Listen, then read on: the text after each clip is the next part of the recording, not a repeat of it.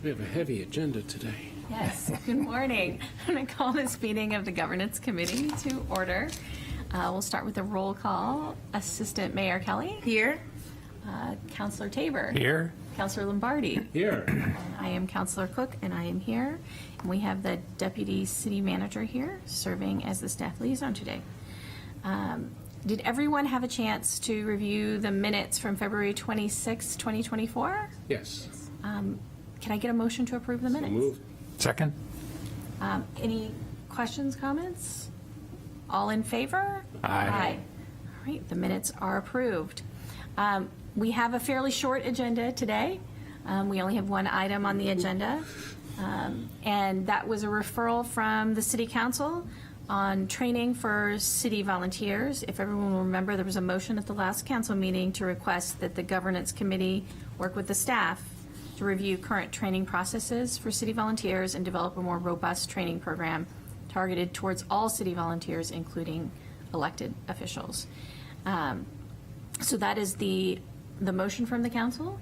And today, I really just wanted to start out our discussion on this issue because this is a fairly extensive issue and could take a little bit of time to address. So first, I was just going to ask our Deputy City Manager Woodland for a report out on where we are with the staff and as far as training goes. Sure. So the city has fairly recently begun to deploy a new software program to better organize and distribute all of our policies and procedures across departments. It's a software program that the police have been using just within their department for many years to track all their SOPs, standard operating procedures, and in fact, there is a public-facing portal to that. So if you were to go on their website, you can see a lot of their SOPs. So we're using the same software, but deployed now on the city side. So we are in the beginning of rolling that out. So going from kind of our traditional paper policies to the ability to upload them, distribute them electronically, and more easily update them. Plus, the platform allows for like video training and tracking all the certifications of our operators. So we're able to do a lot with the platform, and it is not something that is limited to city use. So we're rolling it out now and getting used to all the tools and uploading our policies now. But when this topic came up as to how to better distribute our policies to volunteers on our many boards and commissions, that this might be a good tool to use for that purpose as well, so that we would simply load on the policies or the little handouts or however we want to describe how we'd like to communicate best to our volunteers about what their obligations are under the right to know law, you know, public records, holding a meeting, basic stuff like that, that this would become a vehicle to help document our communication, make it a little more formal, hopefully a little more engaging. And then obviously the legal department, now that we are kind of better staffed up than we were, that would then kind of set the place, if you will, the dinner place. And then, council could come as needed to help provide more context or to answer questions. But at least there'd be kind of a robust set of information about what is required, that we can be sure that the volunteer has seen and signed off on. So that's what we're excited about. Right now, Attorney McCourt is working and going from various departments talking about public records laws in particular, because that's, evolving as the New Hampshire Supreme Court continues to, interpret our current law. So we've been updating our employees. So he's getting really good at talking about public records and the various permutations. So we really see it as kind of twofold. One, we have a platform to kind of push information out and make sure it's connecting to the volunteers. But then the legal department is now having a little more bandwidth to say, okay, you've read the stuff, new committee, you've signed off, you've acknowledged it, and then as the chair might like, we can have, one of the lawyers from the legal department come and say, did you have questions? Are there pieces that weren't answered for you? Or how does this particularly, do you think, affects this committee? And just provide a little bit of intersection. So I think you get both. So we're very excited about it. So that's kind of our thought, and happy to, we've kind of had put together some materials for new board members back 2 years ago. I think what we can do is kind of flip those into policies or other pieces that I could bring back here and say, okay, what do you think we haven't covered yet? So that we'd have something to upload onto the system and begin to kind of work with. So that's from my perspective, I'm so excited about this software. I've been playing with it. So, yeah. I do have a question. Yeah. Does the software, does it track when somebody opens the documents, so you know that they've read it, or do they just do an acknowledgement? Or does it have like kind of like in Viewpoint where it like in the permanent process when you're doing something, it checks it off automatically? It has a lot of checks in it. So I'm trying to think exactly. We know we can see it, and there is an acknowledgement in different boxes you check and stuff like that. But I haven't actually done the end user part. I'm still in the uploading part. But by the time you meet again, I may have that answer, because we'll have pushed some of the policies that we've all done the old-fashioned and signed, and I can get those answers for you. Great. So, Thank you. yeah. I have a question. Excuse me.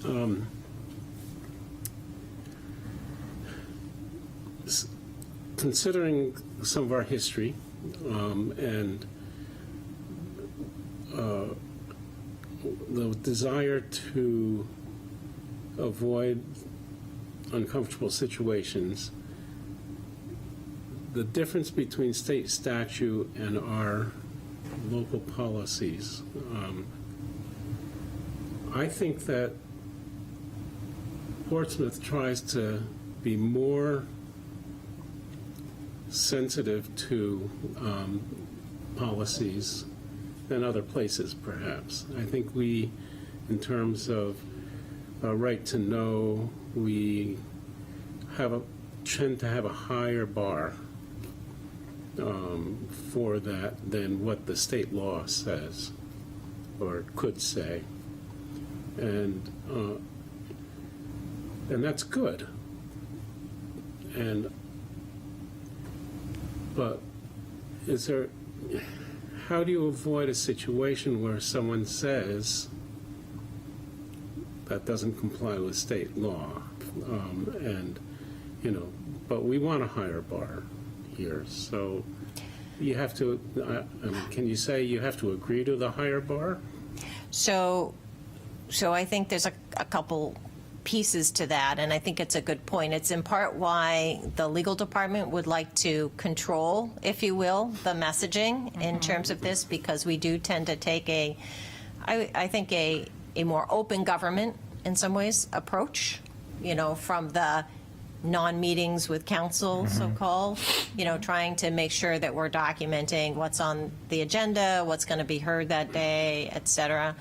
And also sometimes there's some gray in the law, and we, from the City of Portsmouth Legal Department perspective, tend to err often in terms of disclosing records or giving more notice or more transparency. And I think when we're doing our drafting process, in terms of what we communicate to the committees, it may kind of be two parts. Like, here's what is absolutely required, and here are recommended practices. And so it maybe will have both. So for example, for purposes of this meeting today, literally you only needed the top part of this document. What committee is meeting, where and when. The fact that we have traditionally provided an agenda and depending on the committee, various levels of, additional documentation ahead of that as a matter of courtesy and good form and good government. It may not be required under the law, but it's what we would expect committees to do. So we expect our committees to do an agenda so that it best describes kind of what could be expected at that meeting. So I think there's a little both, and that's why we think there's value in kind of working, the legal department kind of taking lead and obviously working with the committee here as well to kind of make sure that our form of practice, which we think is more transparent in many ways and more conducive to public involvement, is captured in what we'd like to see from our committees. So I think there's a little bit of both in that. I have a follow-on with that. Is there value in, once this program is developed and it has required and recommended sections or different sections, having the council formally adopt it as our training program?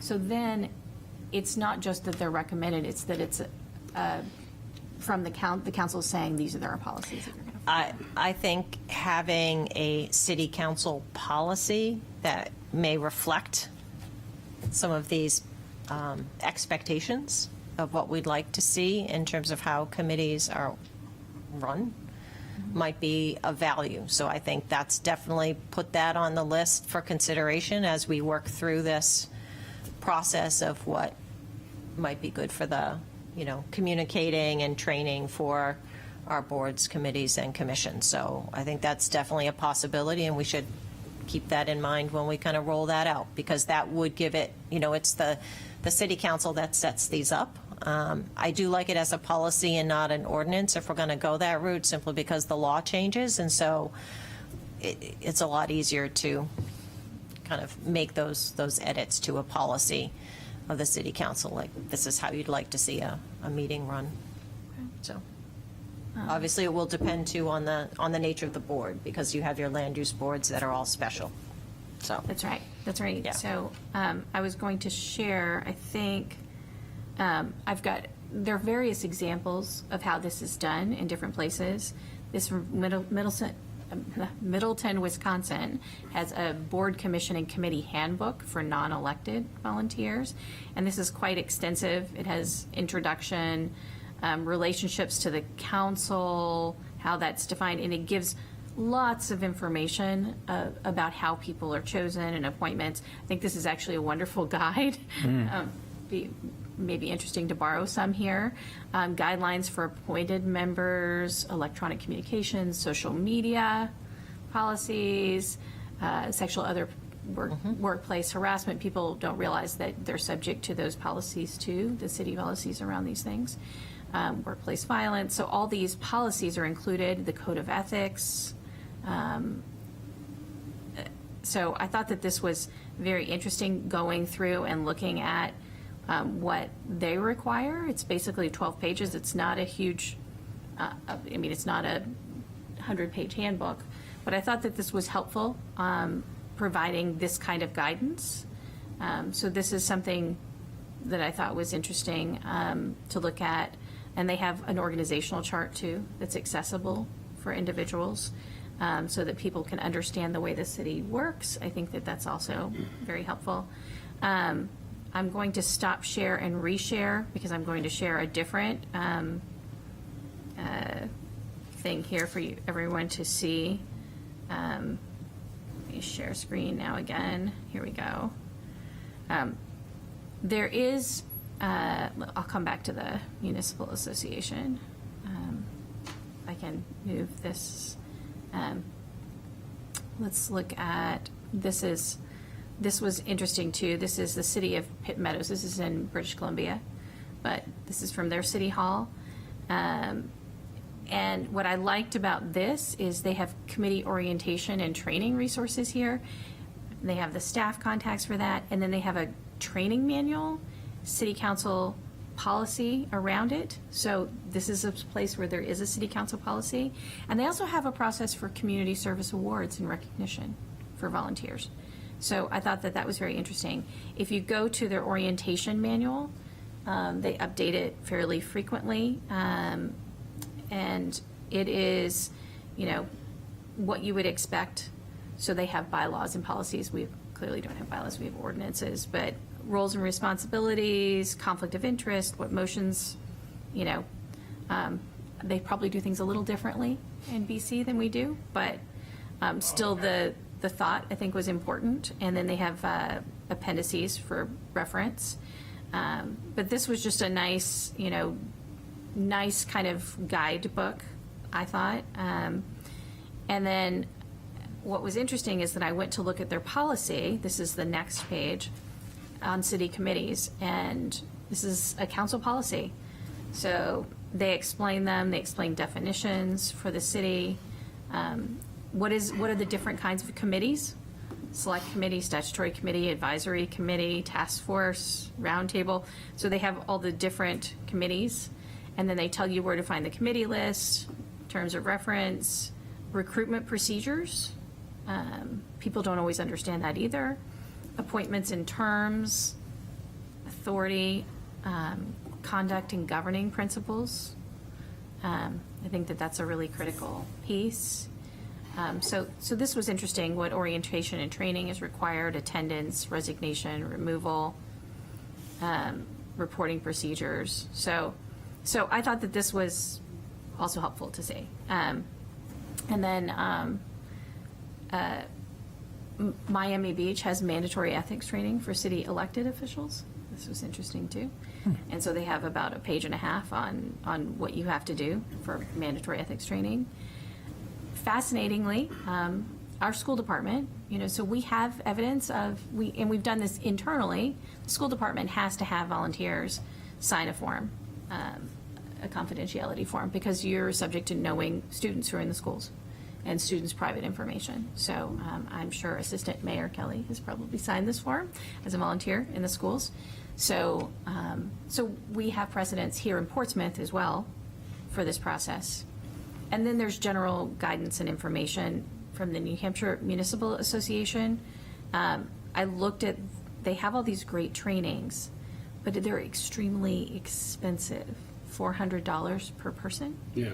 So this is out of our range, but it's nice to see what they list as important trainings, because that's information in and of itself that could help guide us. And they have 2 different certificate programs that they offer, which I thought those were interesting as well. Financial policies and good governance. And then the Institute for Local Government also has orientation materials. Now, they're out of California, but some of the information would be relevant to us. And some of these things are like, how does leadership skills for committee members, understanding the role of a chair. Some of these things are just nice guidance to provide that aren't required, but could be things that we link to provide information for our volunteers. Like a resource page. Exactly. Public trust and transparency, that kind of thing. Yeah. So there are a lot of great resources out there. There are different models we can look at too. And then we have our own internal process for sharing that information and having it returned, which is great. So I think it's this role of this committee to start thinking about, what do we really think is needed? Like, what do we need for our regular volunteers? What do they need to know? What do we need to make sure they know before they start their work? What do we require then separately for land use boards? Because that's a whole other level of training. What do we require for, some of our committees are not land use boards, but they deal with the RFP process. So training around that process. So I think we have to think about, what each kind of segment of committees needs as far as training, and then training for elected officials, which we've been through training, but every different department handles that differently. So what do the police commissioners get as far as training? What do the fire commissioners get as far as training? What do the school board members get as far as training? So making sure that everyone across the city has at least kind of a baseline beyond, the specific training they need for their role. Yeah. Do you have links to those documents that you just, I can share them. I'll, Yeah, I'll, that- I'll create a document with links. 'cause- okay, that would be great, just because I thought the Wisconsin one was, Yeah, that's great. looked very good at a glance, and so I'd like to read that. Okay, I'm happy to share them. So, and I'll just send those through Barbara today. I'll send a list of links to her, and the Wisconsin one I think I have downloaded in PDF form, and I'll send it and attach it and have her forward it Okay. all to the committee, so everyone has it. So I'm going to stop sharing this and go back to our agenda. So I would love to hear all of your thoughts on what we should do, like where you think we are as far as this process. Where do we need to start? I feel like for me, I want to look over the other cities, the examples that you found, and kind of redline where it fits into what we currently do and what we do not do. I think that needs to be the starting off point of this project is, as I was preparing for today's meeting, I wrote down just questions. Number one question, what do we do currently? What is the check and balances of it? What can we realistically request? And what RSAs, as Vincent brought up, what RSAs conflict with what we currently do and what we would like to do? And so again, I think figuring that out at the core, I think it is going to be a little bit hard until we have the new program up and running, because what we don't want to do is create something that's counterintuitive to kind of what ideally will be more of a seamless upload. But yeah, I think it was very important to figure out how we can hold people accountable within this thing. I think the other question that we have to ponder, and whether there's state law that talks about this or not, I'm not sure off the top of my head, but what do we do when training has been complete and still policies are not being followed? I think we saw that where we've had volunteers that sit on land use boards who have gone through the training that we would ask them to do, but then either say they didn't feel like they learned anything through training and or are still not following the standard practice or best procedures. And so I think we need to make sure that whatever we do, we highlight, you know what I mean, whether you agree or disagree, this is the policy that the city is falling under, whether that is, we're linking back to the New Hampshire MA training guides or what. I think we just need to make sure that we're making it very clear as we're sending people to selecting what trainings that we feel are most beneficial for the boards or commissions, that we're saying to them, these have been selected because they are SOP, because they are best practices. And we, by whether that's a check mark on the system that says, like, by going through these trainings, you are agreeing to following these trainings.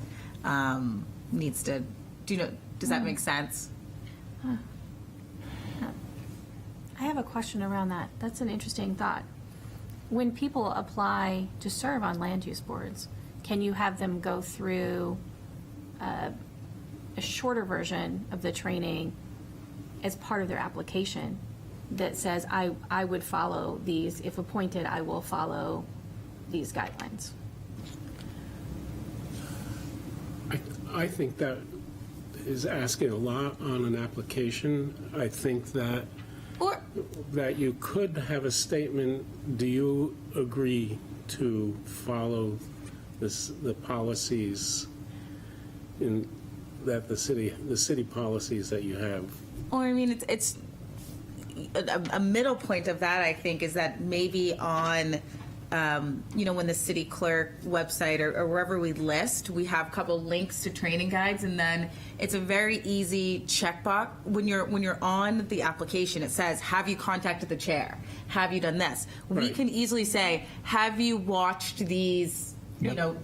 this 5-minute training video. Again, then we're also, while we don't want to make it difficult to serve on these committees, we want to make sure that the people that are applying to them are thorough and thoughtful in what they're applying, also to make sure that they're interested. I think, a lot of times, not necessarily on the land use board, but in some aspects, people think, oh, I want to volunteer in this, but we want to make sure that, as we've all sat on boards and commissions within the city, like, it's a commitment. Yeah. And so making sure, I don't think it's too much to ask our volunteers to watch a 5-minute, 10-minute training before their application. And if they choose not to, that doesn't mean that they won't be selected.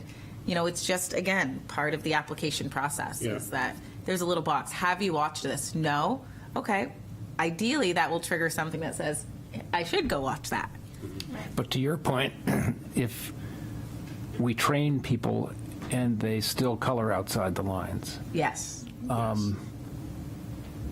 when, as elected officials, we take an oath Yes. to uphold all the laws of the state. Is there some equivalent? Land use board, yeah. Land use board. use board, you, Put your hand up. And I do think to this point, and maybe this is, again, something that at some point we create, which I know we've discussed, is it was kind of the simple flow chart of where the standards are. You know what I mean? To explain to people that we take an oath as a council, we have these certain standards. A land use board, you take this oath. If you're serving on a mayor's blue ribbon, this is kind of your base expectation. If you know what I That'd be mean? great. If you're, and maybe that's just something we That sit could be- down with staff and, you know what I mean, on a day and just say, like, let's just flow chart it out. All of that, I think, could be worked into the system that we're rolling out. Yeah. Obviously, I'll check with the clerk's office, and Yes. When you, sometimes people feel better with paper. But I think this is I like the checkbox, have you looked at it? Because I know when we see the applications, and keep in mind, the clerk typically will sit down with the mayor and they'll look at the application, and you notice what's checked off and what's not, and if it's someone who's previously served on 3 other boards, Yeah. maybe they don't check the box that they did the online video, but 'Cause they it's a have. conversation, right? And keep in mind, you guys have usually a 2-step process. So you could say, look, if you're nominated and your name, appears for consideration, please, between the time you're, nominated for consideration and the final vote, please review the following, 3 trainings, make sure you're comfortable with this before you have additional training and before you're actually voted on. You've got that little bit of window of time if there are concerns. And, it may depend on the committee. Some committees are doing more work, shall we say, than others. Yes. Or a different type of work because they're a quasi-judicial board, as opposed to just making some recommendations that ultimately the staff or city council takes under Consideration. advisement. Yeah. So I think there's some options there. I think we can tease them out. I think a lot of good options. So. yeah, I think it's a flag, When I see someone has not contacted the chair of a committee, say, why not? Right. And sometimes it's because they're new into the realm and they don't realize, oh, I should be doing that. Right. You know what I mean? So again, like you said, But it's, that's a checkbox. Yeah. When you read that, you say, yeah. oh, I should do that. It's Yeah. not, And we make it easier now because you can contact the chair and the staff liaison through the link that's under the committee. So we've tried to make those bits and pieces a little easier. Which is great. in terms of Yeah. the content, I think the areas that we find crop up the most are right to know, right? The electronic meetings and in-person quorums that aren't public. And I was really happy to see Suzanne train our housing committee on that right out of the gate, which was great. But the other part of the right to know is what happens in non-public, particularly when we get to RFP process, and there's a lot of pretty strict, and we've had in the past situations where committee members unknowingly or incautiously are talking about non-public business outside of the non-public meeting. And then, so right to know, the second is how the committee communicates within itself. You know, do agenda items go to the chair? Do agenda items go through staff? And then third, non-interference and how to work with the staff, understanding the rules of the road, that committee members just can't walk into City Hall and ask a staff person to do something.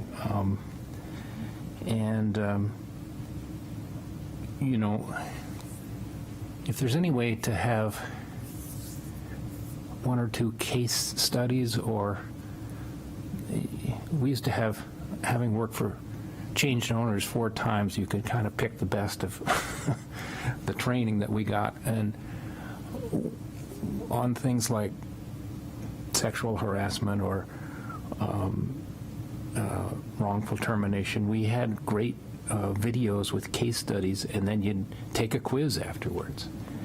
And the quiz is really, you know, if you missed questions, you had to go back and do it again until you understood it. And I'm surprised NHMA doesn't have anything like that, but be creative. But they charge for it. They do. They have an online training module, but it's $400 per person. Oh, yeah. So that's the challenge with New Hampshire municipals. That's what it says on their website, at least. So it's not ideal for us. But Not if we can set up something Done in-house that, right. that has the initial staff cost of Right. of developing it, but you know, not the rolled out again and again through the new platform, because it will do video. I bet our of council could write some entertaining case studies. No, let's not. Interesting, yes. Not sure I want those as case studies. Okay, so this is good. We're starting to work on content. Is there anything else that maybe we've missed that maybe we want to make sure we're addressing? Well, social media, That. You know, social media is important and difficult to enforce. But every time I see commentary on social media from a member of a land use board about a land use project, commenting on a newspaper article, it sends off red flags for me that this is a problem, because this is searchable. And I don't know how many of them realize that that's a major problem. I think it would be fair to say that if the legal department could wave its magic wand, it would say stay off, certainly for anyone that's on a quasi judicial board, because that's really where the issue sits, that there would be no comment on anything that could be or might be a pending application at some point, or a developer who is likely to bring something forward. I think it's not, definitely not ideal because of the perception of bias. Even if there's no actual bias, there's a perception issue, and one would prefer to have that avoided. Is there also a concern that, and this is constantly being brought up, that any desire to enforce that, then you're looking at potential of a First Amendment right, because they could say, I'm not speaking in a quorum body, I'm speaking a public, publicly my opinion. That, so I feel like That's why it is a delicate situation. So it's usually our recommendation, Yes. but not a requirement. Correct. Yes, because that we do have to balance that. yeah. But it's also a choice to serve or not to serve. Yep. So if it's one of the policies of the council, then people are making a choice when they choose to serve. If they know in advance, this is the policy, that is their choice. I think the tricky part is with the land use boards, because they are statutorily created, that there's a difference in level of control, for lack of a better word, between the two pieces. So your boards and committees that are statute controlled, the processes by which you can enforce certain things, as you know, are kind of governed in that realm. And so that's kind of the more challenging area. Once you're into anything that's not a product of state statute, then your ability to shape what the committee does, what their, what you want their structure to look like, all the work you did last year to kind of put a little more order, if you will, to, having, staggered terms and, chairs elected, all of those pieces are within your control as a city council. So that would include processes, if you wanted to, potentially for removal, for anything in that realm, leaving aside the statutory ones that come from state law, which are your land use boards. I think this, and kind of, again, playing off of Councilor Tabor's idea, this to me feels more like a case study under the right to know, which explaining to people your social media can fall under right to know. Your text messages will fall under right to know. Your computer can fall under right to know. And just really hammering it home to people that if you're in a quasi-judicial role or an elected role, like, you have to understand that if you are writing it on any platform, anywhere, it is then, purview under right to know. Because I think that, again, I think that there are some people that don't comprehend that. I think they assume right to know is, in a quorum fashion, in a, they're not thinking, my personal, again, focusing on quasi-judicial, like in land use boards, in my personal opinion, why is my Facebook being brought up? Why is my comment on Sequels Online being brought up? Why is my email to my neighbors being brought up? You know what I mean? I think we need to make sure that they have to understand the relevance and how big that umbrella Everything's public. actually goes. Everything is public. Right.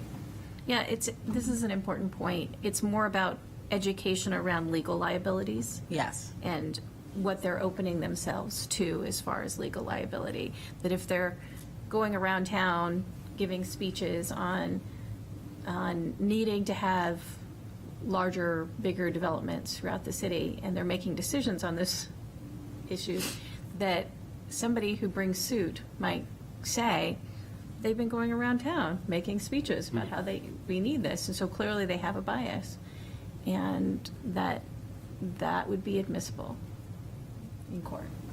So I think it's important for people to understand that. And so that anything you put on social media is just like going out and giving public speech. So It is a public platform. yes. So Yeah, that's tricky, though. I mean, it's, there is a clear First Amendment right. Which is why I think we say, listen, you can say, Yep.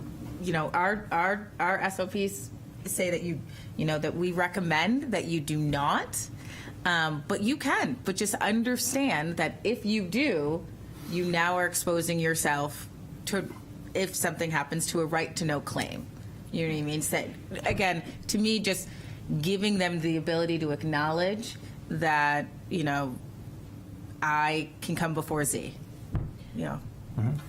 Where we're at, and you're allowed, the First Amendment is protected for you to say these things, but you just need to understand that once they're out in the public realm, Yeah. they can be brought up. yeah, that's fair. I know something that I'd asked questions on a few times last year, the legal department, is at what point, even if you're serving on a land use board, have you been warned sufficiently for not following the rules or regulations? At what point does legal have the authority to say the city will not defend Protect you. you in court? We'll defend the board, but not you necessarily if a separate claim comes against you for these actions.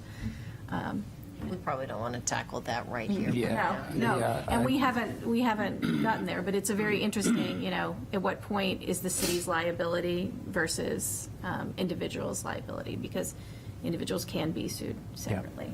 So I think that's also important for people to understand what their liability is. We don't want to make it seem like this giant scary thing where no one wants to enter the room. It's just like, hey, we are just trying to make sure you are best prepared, for this role that you are now being appointed to. You are appointed because you're qualified, because you can do the role and can do the work and can be beneficial to your community. We just need you to understand that this is a different type of role than you've probably ever been on, and making sure that you understand what that responsibility includes, including understanding that you could cause a vote or something, litigation does happen. And so here is our advice on the best way that the city knows how to protect its boards and the work that it's trying to accomplish. I think there's first of all, full disclaimer, people consider me a Luddite on social media, and it's not that because I'm old or anything like that. It's because I made a specific choice not to deal with social media. I do deal with email and text, and there is a difference there, and that's not text and email is not put out there to the general public. I mean, it's not like broadcast. It's to specific individuals. So grouping that with these, yes, if I send text or a email to a large group of people, then that becomes like a social media thing. I don't know. I see a difference in that. Well, before social media, the reporter would call you up and quote you in the paper. If you're on a land use board, you may want to consider that for a minute and call the reporter back before you blurt something out that. Yeah. But again, I think it stems down to me is developing the best SOPs for Portsmouth and getting that out to our boards. So, thank you all. This is very valuable. I'm going to share with you all the research I've done. Feel free to do more. Thank you. This is just what I had found that I thought was interesting. But I have a question around scheduling and coming back, because our next meeting is scheduled for March 25th, but that might be too soon. Yeah. Looking at, kind of research and background that we need to do. We might want to come back on the 9th instead. That's a Tuesday. Just a heads up to everyone again, that's a Tuesday, not a Monday. I am out of town on Monday. So that might be the best time to come back. That gives the city staff some Make it time. work. Yes. But since that gives us a little more time to work, when we come back, does everyone want to come back with specific things that they like, that they think we can pull from other entities and borrow, Yeah. so that we're not reinventing the wheel? Yeah. And find spaces where we don't have information that we need to add? Does that make sense to everyone? Yep. Well, I agree with that. My only hesitation is that I would, and I don't know if it's the timeline within what legal can do in those few weeks. What I don't want is for us to kind of individually put things together and then legal come in and say, absolutely, you've wasted your time on this, you've wasted your time on this. So I almost wonder if maybe a week before that meeting or so, even just like a bulleted points of kind of some of the takeaways. So when we're looking at, finalizing our own individual versions to kind of then collaborate together.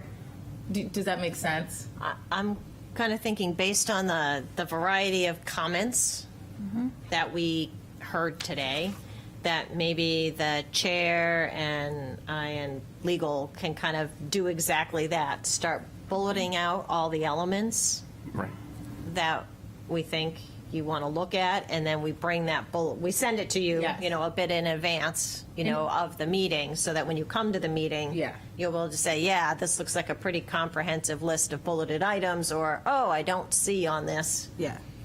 And we can Social take media or those bulleted something. items as we're editing. I would think that we would look at some of the research you've done, individually find some, and then in my world, I'm kind of cutting and pasting in a separate document of what I liked here, what I liked Yeah. here. Also, I think would be helpful is maybe if there's anything from legal that are, whether it's one thing or maybe it's none, that says we cannot include this per state, to make sure that, again, we're not, if I'm reading something from Missoula and I love it, and I'm like, this needs to be in, but it does not blend with. I think it's going to be a process, so we're just Going going to back. have to spend some time. And, we already do have some materials, so that'll give us some time. It's not like we haven't written on this topic before. Long time, yeah. We have. Yes. So it may be just taking an hour or two and beginning to put some meat to the bone here. And then kind of, again, I like the bulleting, if that's where we get to, of some of these other pieces that maybe we haven't already written on. Certainly I like the fact of being able to link to some of our other existing policies. I noticed, in the handbook, for example, we talked about, not harassing your other board members, right?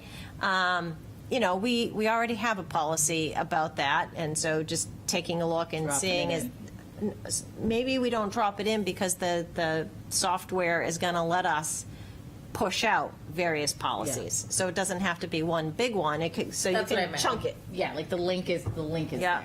exactly. The link is there and the sign off is going to be there. Okay, you've reviewed it, you understand, here's who to go to if you have questions, right? Right. HR can give you more information on what, so that we kind of have that in there. So we have pieces of this already. The question is, we've never kind of put it together in such an organized form. So I think that's part one, I love some of the preamble language I heard, to better prepare you for your role. I mean, I think we heard a lot. I think we just need to kind of digest what we heard today and then give you something to mark up and start to build out. Sounds great. Yeah, I mean, it sounds like we'll have next meeting a little more idea generation, and some will just toss out, some will say, that's a glaring hole that we can plug, and then winnow that down. But it's always good to start with fresh ideas and see if we come up with something. Yeah, and if, and by the time we're talking about, I may be able to pull up on the screen and show you what the software looks like. Cool. So Sounds great. Good. we'll see.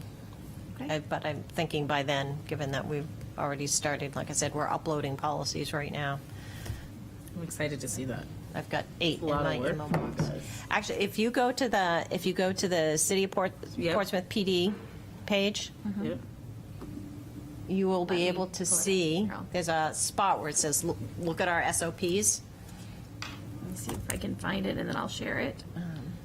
Police Department. It's always interesting to me, though, when we do right to know training, as we did last Thursday, how quickly it goes to, well, what if, 5 people encounter each other at a birthday party? Right.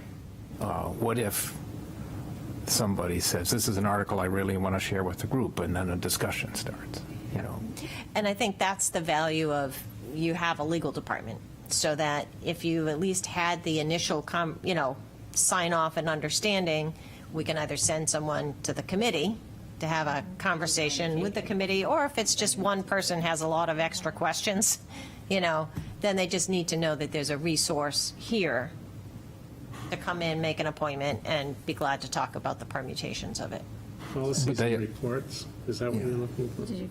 but they all are Agreements, this. little case studies, in Yeah, I effect. think so. It should, when you link on something, it gives you an option to kind of look at them all. Yeah. Yes, Okay, so. CALEA, resource. It's under policies, sports, and, Yep, all the way down at the SOPs. bottom. oh, that's why. This, Yep, yep, that's the software. yeah. Yeah, that's great. Yeah. Wait. Like I Why said, can I that's not just find a it? public facing, it's not pushing anything out to you, but that's the software we're using. But it does have that nice public facing so that anyone can see it. I don't know why it's not on my page. It's probably my browser. What is it? I have SOPs and union contracts and, Where are you finding this? Okay, so look, I'm here. What did I just send? Can you? I don't know. Here, that would be in here. Did you send it to this Oh, email? no, I just texted it to you. Oh, that's fine. Okay, wait just a second. there's a lot of it, a lot of it. Okay, there we go. And then there's a hyperlink down there. Ah, there we go. Outside All right, work. so let me stop sharing this. I'll share this. I mean, it's great. I mean, this has like the internal affairs, complaints. Yeah. Look at that, total incidence has gone down. It's so far. Just a second. I got to get back to Zoom, which is on my other screen. It's not a big deal. I just Right. figured it was there, and that's what the front facing. Yeah, there's a whole folder with the SOPs that says like the anti-fraud, outside work, and organizations, agencies. I mean, it's great, and this will be all the things that we'll have on our end for yeah. Yeah. Yeah, so even if you get some inquiry from a resident saying, oh, I wonder, you could just say, well, look, the policies are available online, click here, and Yeah. Oddly enough, I can't get back to Zoom. There we go. Okay. There. It was like it wouldn't let me back in. Like, There are a lot of okay. SOPs for the This police. is, that's great. yes. There should be. Yeah. yeah, they're all here. Yep. Yep, so if you go to the SOP file, yep, Look at this. yep. Lots and lots and lots of them. Yep. Yeah. So, anyway, so that's Kind of model. what we're working with. Perfect. Okay. Okay. That sounds great. Jurisdiction. So it'd be great if we have, and then we have all of our policies available to people. I think that that's really critical. So, and then it's also obvious, the more that we can do, that we don't just have training for volunteers who come in, but the public knows what kind of training they go through. and Right, what because it'll be information's public going. facing and, Yeah, I think that that's incredibly helpful as well. Yep. Because then you can say, look, this is what all of our volunteers do. If you want to know more about what we do as volunteers, feel free. yep, Yeah. So, thank you. yeah. Yeah, we're very Um, excited. I can see. tell? I can see why. Can you I can tell? see why you We're might be very very excited. excited. With that said, if there's nothing else, I just double check on the calendar again, so no meeting on the, no meeting on March 25th. We're going to skip straight to April 9th, which is a Tuesday. yeah. Right. That might be a difficult one, but. Yeah. I think that there were other conflicts with the other days that month too. Yeah, I think that's how we ended up with that hard. date. Yeah, Because school vacation week is that third week, or wait, fourth week. So we ended up with the 9th and the 29th yeah. in, I should be all right. April. I have a very early flight to St. Lucia the next day. You'll be fine. I'll be fine. sorry. You'll be fine. Sorry, well, 11 I'm, o'clock. You'll As be a reminder, the fine. 29th, I will not be here. okay, so we will be careful with that one. And maybe we won't need, we'll see where we are. And Suzanne, I will not be here on the 15th for city council meeting. Radical. Tax day. Yes. Tax day, guys. So, Okay. It looks I like, don't know that maybe I can zoom in from St. Lucia, I don't know. Enjoy your vacation. hey, enjoy your vacation, yes. No public, anyone on public It comment? doesn't look like we have anyone for public comment. I only have one announcement. I think it's really important that if anyone wants to put anything on the agenda for governance, that you remember to bring it to the council and request to have it placed on the agenda. I know there were things that we discussed in November, December of last year, that there was an interest in having governance address. Those items should just come straight to the council, and then we can start talking about them here. I just wanted to give everyone a heads up that Yeah. that's That's the process, yeah. Yeah. So, and that's it. Okay. Can I get a motion to adjourn? So moved. Second. All in favor? Aye. Aye. We are adjourned.